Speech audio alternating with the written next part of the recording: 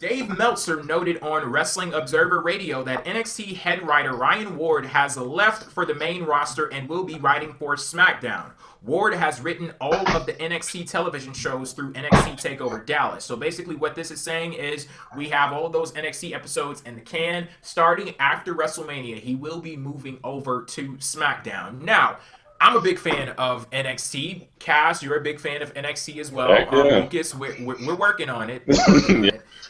But you would think that hearing a story like this is like, oh my God, this is awesome. Like, yes, he's coming to the main roster. But no, I'm nervous about this guy. No, I'm nervous. Trust me, you're not the only one. Because here's the thing: it's like when you have, you just say NXT's head writer hang up to write for SmackDown, and there's always a certain level of rise that you have. Jay, we see it all the time, week to week on NXT. We see how the show is laid out versus the way that the show is laid out for Raw. Two different writers right there. So it's like once he goes, is that really going to be able to transfer over to SmackDown? Like I said, we've seen what he can do. And, again, the week-to-week shows, they're not all that great, but at least he gives us an hour of, and every single minute of that hour is important. Is he going to be able to transfer that over to SmackDown, which is a 2-hour show, is going to be the big question. But as far as him, going to the main roster from NXT, it's going to be a very, very interesting time, I will say that. Because, again, is that going to really reflect on the main roster on SmackDown the way it did in NXT? Yeah, that's my big question about this, because you can sit here and say this person is talented. He's really good at what he does. When I look at NXT, you hit the nail on the head there. Every single minute of NXT television has purpose. You don't really get too much filler on those shows, because even what you think it's filler, it's not necessarily filler, because if it's developing a character, if you're getting a win in this match to enhance who you are as a wrestler and to push you forward, that's the type of stuff that happens on NXT. And is the main roster set up in a way to let him flourish there? That's my biggest question. So we're in a situation where we are losing a great writer from NXT. So we don't even know what's going to happen with NXT. Then he's moving up to the main roster, and we don't even know if we're going to get the Ryan Ward from NXT onto SmackDown. I don't even know if the main roster system is set up that way. Is it simply a situation where it's like, we know you're good, but we want to mold you into the image that we want?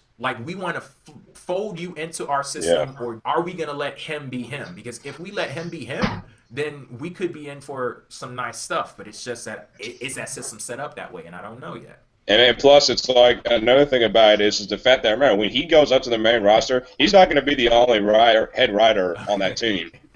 He won't be like I said, two different writers, so it's going to be interesting. It's a completely different system up there. Well, one thing we know for sure is that this had Triple H's influence all over it. But my bigger question is, why SmackDown? Are they trying? Do they have big plans for SmackDown after WrestleMania? Because the way I look at it, why would they need a head writer for SmackDown if it's just another show at this point? Because they don't have a brand split. So why get real creative with SmackDown? That's what I want to know.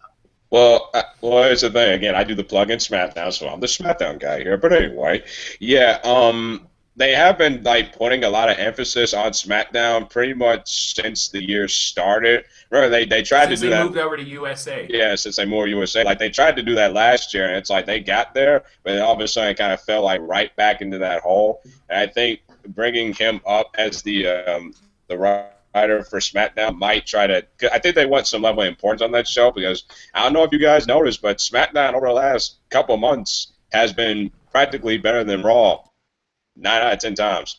So is that a sign? I haven't noticed it because I haven't watched. Because currently we have a head writer who, when people were complaining about the quality of WWE programming, he said, "Oh, you'll always come back. People complain about it, and then they always come back." And then, and the head writer of SmackDown currently is Road Dogg. That's my What else did he say? Wait, Road Dogg, Jesse James? Yes, that Road Dogg. What? Yeah, that's news to me. So he was also on Twitter talking about how wins and losses don't matter. That pisses me off.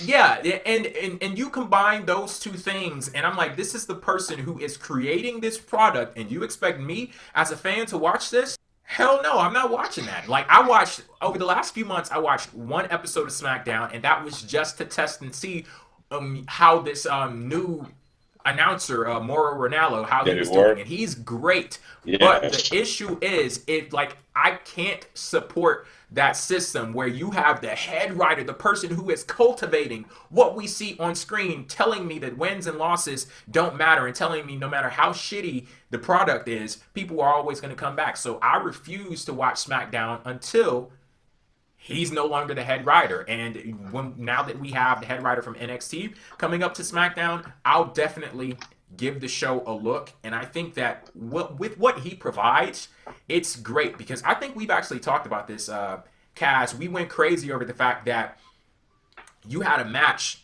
in NXT end in a disqualification, Apollo Yes. Crews versus Finn Balor. Months later, Apollo Crews is like, you know what? I don't like how that went down. I want to get into this ring, and I know I can beat you, and I want to prove to you, I want to prove to myself, I want to prove to the world that I can beat you. You had a person on there complaining about the fact that a match ended in a disqualification. Do you know, if we were to do this shit on the main roster, it never ended. One and done. One and done. The whole WWE wouldn't be nothing but rematches to DQs, because shit, we get DQs every single week. Like, that mindset that matches are important, wins are important. I wish that we could get that mindset on the main roster. It's desperately needed, and I'm hoping that they allow him to do that type of storytelling where matches actually matter. That's what I want to see from SmackDown, Raw, anything, and I'm hoping that they let him do that. I have a weird, like, little theory now in my head that could possibly tell where this is going. The fact that they have a new head writer who's going to be writing after WrestleMania, you said, right? Because from now until Mania, it's still Ryan Ward on NXT. So what if this is a sign of this whole new regime that WWE is supposedly trying to build with a Shane McMahon after WrestleMania? And then the fact that you have a new SmackDown announcer too. I mean, could these be putting the pieces together to the puzzle where this is all adding up to something bigger after WrestleMania? It could possibly be like a brand split or something like that. Yeah, because think about it. Like, they're introducing new announcers, new head writers. It's like they're trying to set something up here. It's obvious. But a brand split's going to be more than what they bargained for if they do it. I can tell you that right now.